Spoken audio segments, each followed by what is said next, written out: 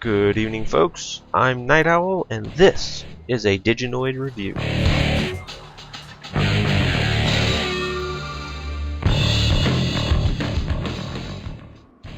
Warlock Master of the Arcane is a turn-based strategy game created and published by Paradox Interactive. Set in a medieval fantasy world of magic and dragons, you must expand your lands from the central capital you start from, amass great armies using 3 different races available, and research spells that you can use on the battlefield to aid your allies or destroy your enemies. At first glance, this may look like a Civilization clone, but it is definitely not. Every element of this entire game feels like it is missing one little bit of depth that would make it amazing, but it is still a good game nonetheless. The 3 races in the game, undead, trolls, and humans, all have their own strengths and weaknesses along with detailed graphics for every unique unit. It does feel like there are some balancing issues with the races and spells, but nothing extraordinarily broken. The units for each race seem nicely varied in abilities and stats, but because there are only 3 races, you see the same units pretty often. Customizing your world and Great Mage is pretty straightforward. What size world you choose does impact how many other mages and world portals you can have on your map. The Mage is pretty customizable, but the perks you pick grant you only small buffs that help a little with a certain resource gathering rate, but nothing to buff your actual units.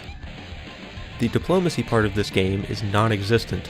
You can ask your neighbors for a non-aggression pact, but that is only accepted by weak mages that don't want you to kill them. But usually, a mage will just demand that you just give him mana or gold, and you can either give him what he wants and slink away, or refuse and it's automatic war.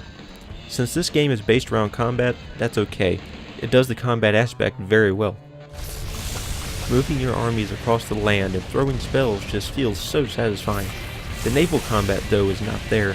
There are only 2 types of ships to build, and they are nothing fancy.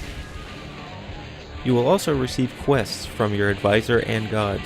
The advisor quests usually entail building a certain building or capturing a city with no penalty if you fail.